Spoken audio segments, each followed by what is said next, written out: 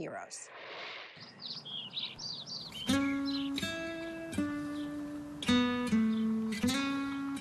The scene was set. The weather was perfect. Even the flowers seemed to bloom just for this. The first step to a new life was about to happen after years of suffering.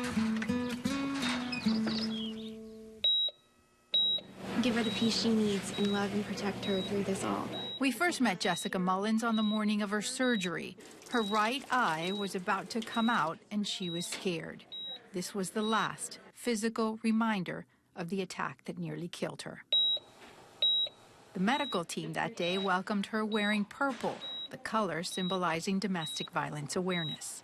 Everyone up here in the OR wore purple today, which was awesome to see. I didn't even realize how much they knew about what was going on, because kind of it's a day in the life for me. Dr. Jasmine Mohadjer of the Eye Institute of West Florida agreed to perform Jessica's surgery for free.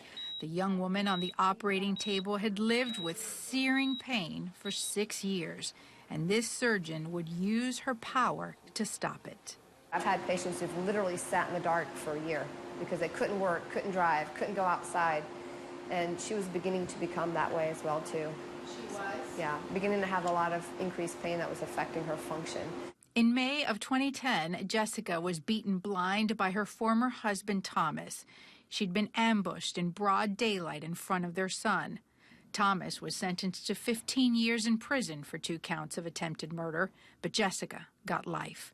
At least it felt that way. She was dying on the inside with chronic, excruciating pain every day. She dropped to 93 pounds at 5'7" by the time her mom found Dr. Mohadjer and Hands Across the Bay. This is kind of what I do. Like, some people sit in a room and write computer programs all day, and that's just what you do. And sometimes you forget what's something small to you is really life-changing to someone else. So it's these things that kind of keep me going. That compassion inspiring others to give. I kind of reached out to everyone. We got the implant for free. The sutures, I believe we got donated. The gentleman, Randy Miner, is going to make the prosthesis, has donated that as well, too. Randy Miner has been making prosthetic eyes for 28 years. Everything in the prosthesis is little tiny silk threads that we inlay in there to make that look like the white of the eye. Hand painting Jessica's new eye himself. To have to go back out in public and face someone without your eye is a hard thing to do. Jessica didn't have to, thanks to Miner and Dr. Mohadjer. And $15,000 later, their work was done. So exciting. Our cameras were rolling as she reached for that mirror the first time. The medical team as excited as the patient. So awesome, Randy. God is so good. These 2 grams of acrylic, smaller than the cap of a water bottle, changed her life. Still blind in one eye, but minus the pain and the deformity, Jessica could start over.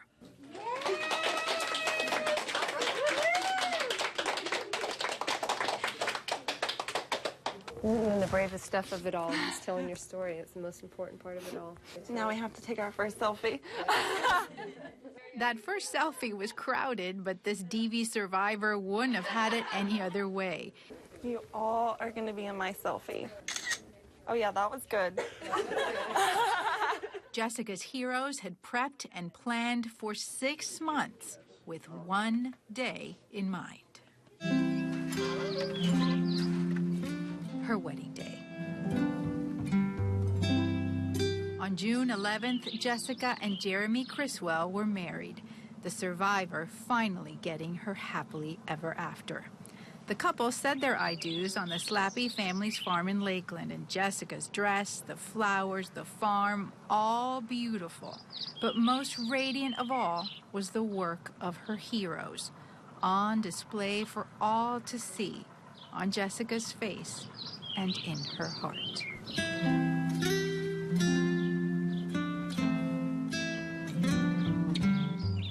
Just speechless. She was so beautiful. The eye was perfect. She was so happy. Our goal was to return her to some sense of normalcy. She's just such a special person. She's so brave. She's going to save far more many lives than I ever will by telling her story.